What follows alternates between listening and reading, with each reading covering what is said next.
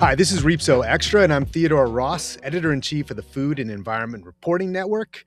Our latest installment of SOW, our podcast series here at Fern, is Buy Less, Eat More, How to Reduce Food Waste. And it comes to us courtesy of the Second Nature podcast. And I'm joined today by its host and producer, Katelan Cunningham. Katelan, welcome to SOW Extra. How are you? I am so good. Thanks for having me. Great. I'm glad you're here. I mean, before we jump into it in depth, I just want to say, buy less, eat more sounds very good to me. If that's the simplest way to fix food waste, I'm all on board. It doesn't sound like it's going to do much for me. If we could actually even change that to spend less, eat more, these are playing to my interests. Yes. I would love that as well. So why don't we just start? Tell our audience, some of them will listen to it already. Hopefully more are going to listen to it soon. Tell us what the episode is about in sort of broader terms. Our show is a very community focused show. So we always gravitate toward topics that people call in about and are really jazzed about. And one that kept coming up was food waste.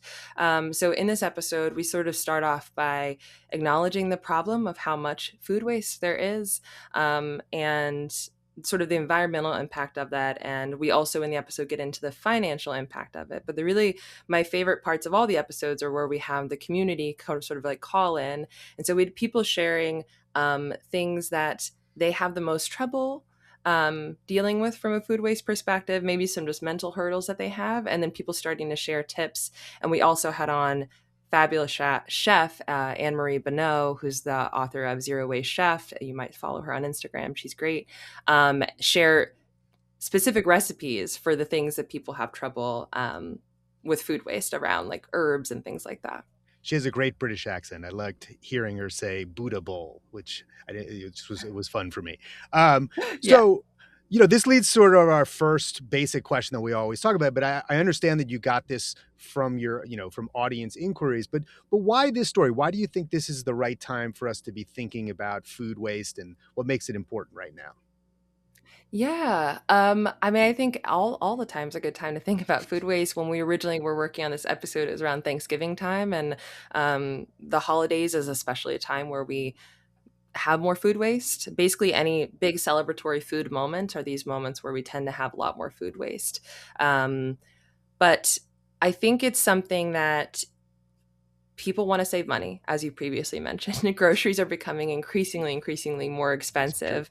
So people are looking for opportunities to save money. And I think what's sort of exciting is that the solution is you probably have the food already. You know what I mean? Like you already bought the food. I am very guilty of this. Of all the episodes that we've done, I'm like, this is the one I struggle with the most personally. This is a constant struggle for me to look in my fridge and not just grab the first thing. And if I can't see something easily, I'm just like, we're going out for groceries, we're getting takeout, Yeah. And that's the other thing I think is that the world is rough right now. And I think takeout or going out to eat is one of the first things that we default to whenever things get rough. A lot of people, including myself. But I think doing this episode was an opportunity to sort of reframe the stuff that's already in your fridge, not as only a privilege, but an opportunity, and to kind of look in there and go like, okay, wait, what can I do with the stuff I already have? And you mentioned someone mentioning the Buddha bowl or an omelet. And honestly, when you do these things, when you find these sort of go-to food scraps kind of recipes, it is very, very rewarding, I think, to say like, oh man, those carrots were going to go to waste, but I made a pesto out of the carrot tops and it feels so awesome to have done that. So this kind of moment to appreciate the food that we have, to appreciate all that the work that kind of like came to this point to get it to us, and to fulfill its journey in our bellies, I think is really, really literally fulfilling. So normally what we do now is we'll talk a little bit about the reporting obstacles to this kind of episode, but I do want to hear about that, but I want to tweak it a little bit. I mean, you used what Okay. I think is a pretty operative word at the beginning of your last answer, which was guilt, right? And one of the things I think is an obstacle to thinking about the solutions to food waste is that really it just makes you feel guilty, right? You feel bad. Oh, I bought this beautiful lettuce. I didn't cook it. I'm so bad. I ended up, getting hot wings. I'm the worst, right? Uh, Yeah. how do you think about that? Like, how do we overcome that burden, which is to feel guilty, not really be able to succeed, and then maybe we end up even wasting more food, right? Because we try to double down. So, what do you think about the Yeah. obstacle of guilt as it plays into this? It's very tricky, and it actually answers what was your original question, which is the obstacle to the reporting, because we talk a lot on the show about systemic solutions that we can all like take part in, right? We know that um, we have to push on our cities and our governments and companies to do these big things. But what's interesting about food waste is that so much of it actually does come from our homes. And so we wanted to be very gentle about how we approach that idea, because it is a unique climate solution in the sense that if it's one of those things that if we really did all start doing this thing from our home, this would be a ginormous impact in sort of the overall food waste of it all. Um, so as far as the guilt goes, I mean, that's why I like the framing that we ended up with, which is buy less, eat more. Um, that's a great way to start alleviating that guilt, is to just go to the grocery store and say, like, I'm just going to buy half the amount of food that I need. And I know that that comes with some sort of time obligation, especially if you're like a parent, you got other things going on. You're like, look, I don't have time for another run to the grocery store. Um, but I think it just requires maybe a little bit of tweaking here and there, and then hopefully you start to see that pay off when you're throwing less stuff away, right?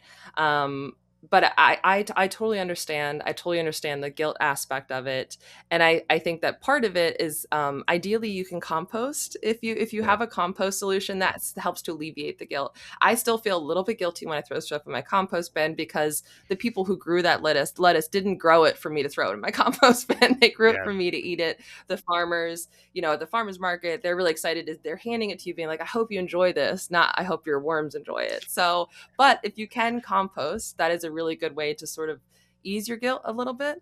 And then we bring up a couple other solutions there, which is like, if let's say you ordered a whole crate of these sodas, you don't like them, they're just going to sit there and gather dust. Like, put them in their community fridge, offer them up in your buy nothing group.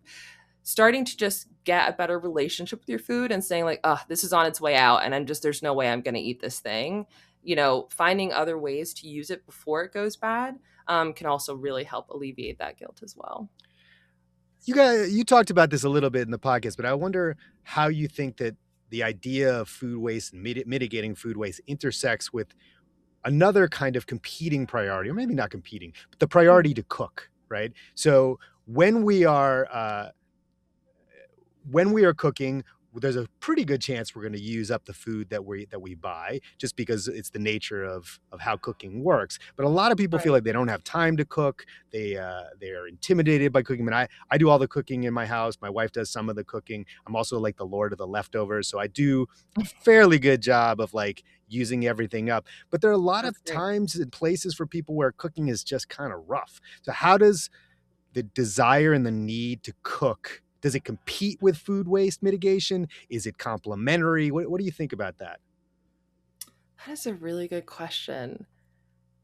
I think for me, with a lot of sustainability efforts, I guess anything that's sort of a behavior change is to take tiny, tiny baby steps. Like, if you don't really cook much, like, try to avoid going to the grocery store and buying 7 meals that all require extensive cooking. Because, like, be real with yourself and say, I'm going to cook one time this week, and the rest of the stuff I'm going to do a super easy, whatever, microwave meal. I'm going to do some like pre-made salad in a bag with dressing kind of thing. So I think so many sustainability things. It reminds me of, this is a weird comparison, but I follow a lot of dermatologists on Instagram, and they say the best sunscreen is the one that you wear. So like the best sustainability habit is the one that you can keep up. It's the one that you can, it's literally sustainable, right? Like, it's the thing that you can keep doing over and over again.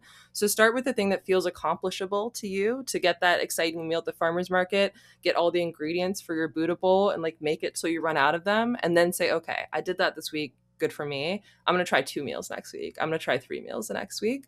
um, that's kind of what I would suggest. But I think it kind of starts with being realistic with yourself and what's doable for yourself, because the you that's at the farmer's market on an idyllic Sunday isn't the you that's going to be in the middle of their work week, ending work at 8 o'clock, getting home and tired.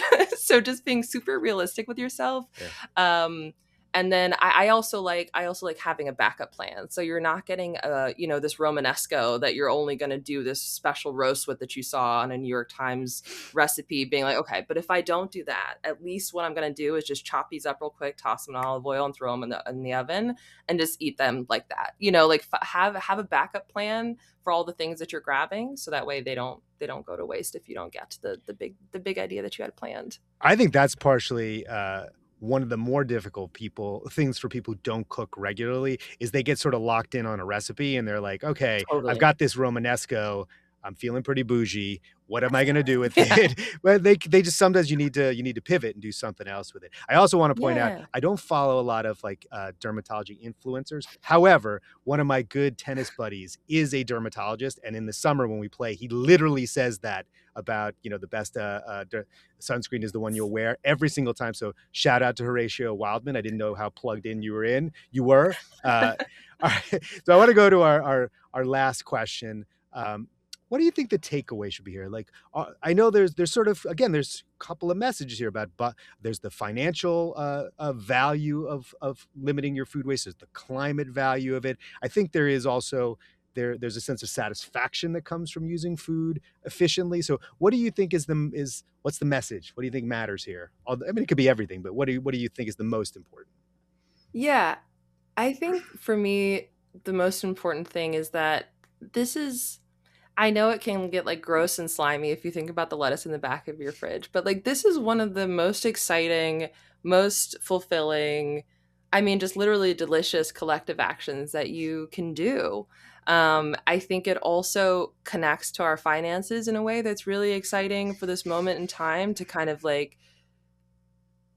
yeah, to kind of be realistic with yourself, but also like find opportunities to use up the stuff that you were probably already throwing away. It just feels really, really important, and to me, sort of like a nice through line that connects our money, our collective action, and something that most of us have the privilege to do multiple times a day, which is to eat. And I always really value those opportunities to rethink the thing that you do all the time, to rethink your normal batch of groceries that you get from the grocery store every week, and kind of go like, wait, I always actually end up throwing out like half my carrots. So what should I do differently? Should I pickle them? What should I be doing with them? So I think this is one of those collective actions that not only actually matters from a like home to home perspective, but also affects your budget and affects your daily life in a way that I think can be really exciting.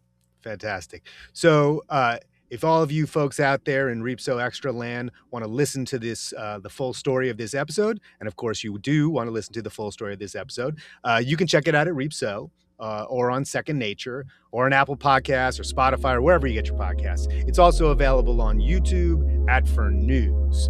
So that's it for today, Katelan. Thank you very much. And to everyone else out there, if you want to learn more about Fern's dispatches from the front lines of food, farming, and the environment, or if you want to donate to support our work, go to www.thefern.org.